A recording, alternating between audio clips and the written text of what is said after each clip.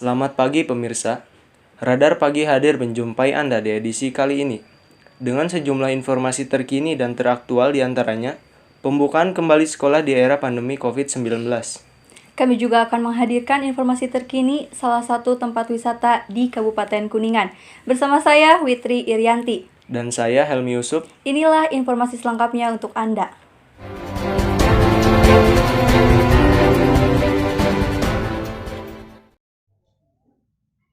Pemirsa, di era pandemi COVID-19 ini banyak aktivitas yang terbatasi, termasuk dalam dunia pendidikan.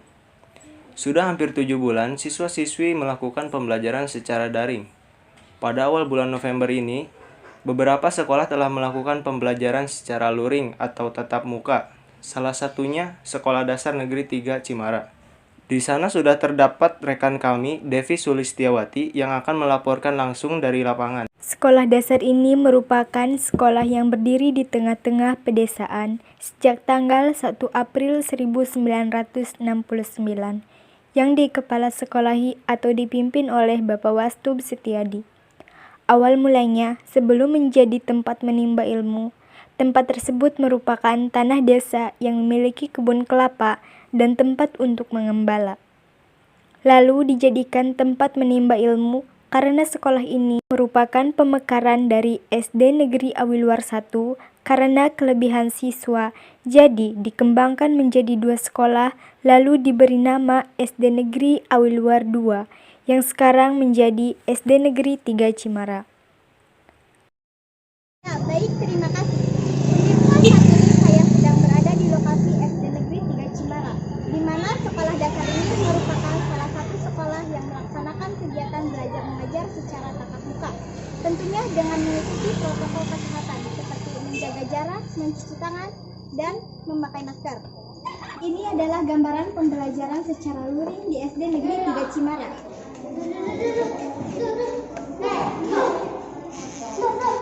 Saat ini saya bersama salah satu guru pembimbing di Sekolah Dasar SD Negeri 3 Cimara.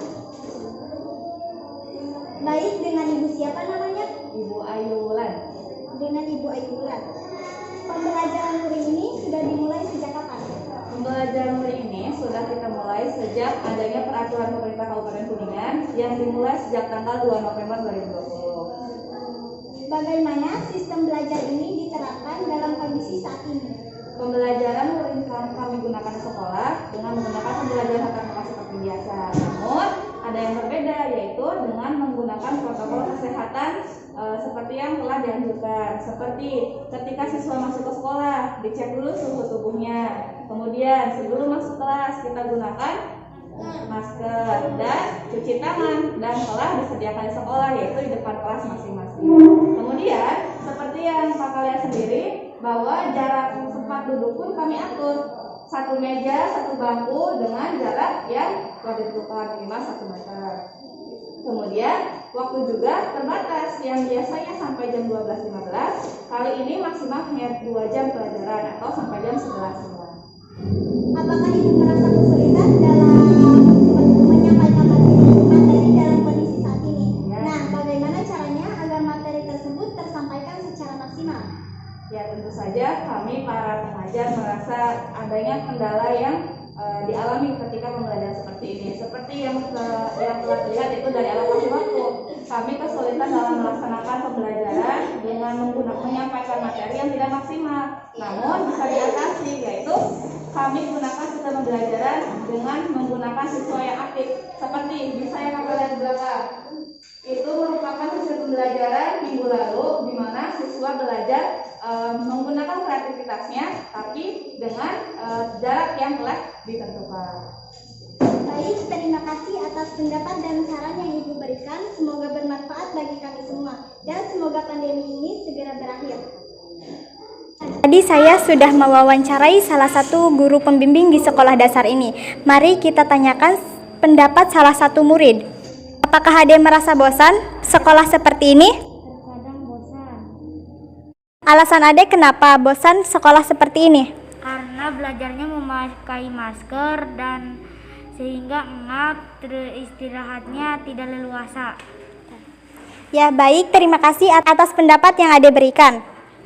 Terima kasih kepada Ibu yang sudah mengizinkan saya untuk mewawancarai atas pendapat dan saran yang Ibu berikan, dan semoga bermanfaat untuk kami semua. Demikian liputan informasi yang dapat saya sampaikan. Depi Sulistiawati melaporkan. Kembali ke studio. Pemirsa, informasi lainnya akan kami hadirkan usai jeda pariwara. Tetaplah bersama kami di Radar Pagi.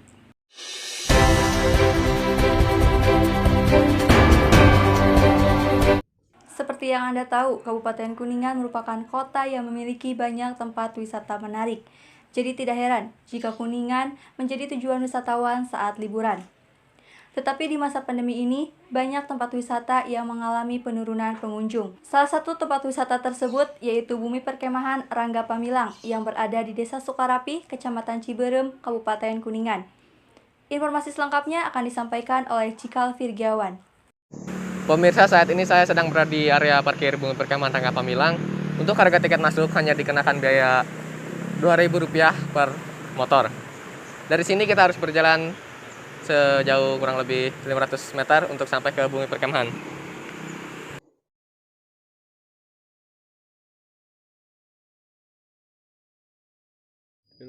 Ya pemirsa, saat ini saya sudah berada di Bumi Perkemahan Rangga Pamilang. Inilah kondisi Bumi Perkemahan saat ini karena semalaman diguyur hujan, jadi tempatnya agak lumayan becek. Sebelum menjadi tempat wisata, Bumi Perkemahan Rangga Pamilang tadinya hanya tempat bermain anak-anak setempat yang tidak begitu terurus dan masih sangat rimbun oleh semak belukar. Karang Taruna dan pemerintah Desa Sukarapi melihat peluang besar bahwa tempat ini bisa dijadikan tempat wisata. Mereka pun mulai melakukan pembersihan lahan dan sedikit demi sedikit melakukan perubahan seperti pembangunan gazebo, WC umum, perbaikan akses jalan, juga menambah tempat untuk bersuah foto. Pembangunan Bumi Perkemahan ini mendapat banyak dukungan masyarakat setempat. Pemirsa, saat ini saya sudah bersama pemuda Karang Taruna Desa Sukarapi yang ikut mengelola Bumi Perkemahan Rangga Pamilang. Dengan Mas siapa namanya? Faisal. Mas Faisal. Saya mau nanya nih, sejak kapan sih Bumi Perkemahan Rangga Pamilang dibuka? Bumi Perkemahan Rangga Pamilang telah lama ada, namun masih sedikit dari masyarakat yang berkunjung ke tempat ini. Puncak dibukanya Bumi Perkemahan Rangga Pamilang ini yaitu pada bulan Juli tahun 2020. Bagaimana respon masyarakat saat dibukanya tempat wisata ini? Masyarakat sangat antusias untuk berdatang ke Bumi Perkemahan Rangga Pamilang ini dengan membawa teman, keluarga, pacar. Tidak hanya dari Desa Sukarapi dan Cimarah saja yang datang ke tempat ini, banyak masyarakat dari luar yang berkunjung ke tempat ini. Terus sekarang kan kondisi Bumi Perkemahan ini kan sepi ya. Apakah ini pengaruh dari COVID juga apa gimana? Mungkin pengaruh dari pandemi COVID-19 dan juga turunnya rasa ingin tahu dari masyarakat tentang Bumi Perkemahan Rangga Pamilang ini, ditambah dengan sekarang sudah mulai musim hujan. Bagaimana upaya pengelola Bupar untuk menarik perhatian masyarakat agar tempat ini kembali ramai? Mungkin dari pengelola sedikit demi sedikit melakukan perubahan, yaitu dengan perbaikan akses jalan menuju Bumi Perkemahan Rangga Pamilang, terus penambahan tempat-tempat selfie yang sekreatif mungkin, dan juga melakukan penanaman pohon. Mas Faisal, terima kasih sudah bersedia untuk saya wawancara. Untuk selanjutnya saya kembali ke studio. Pemirsa, informasi tadi sekaligus menutup perjumpaan kita kali ini. Saya Witri Irianti. Saya Helmi Yusuf. Pamit undur diri, terima kasih dan sampai jumpa.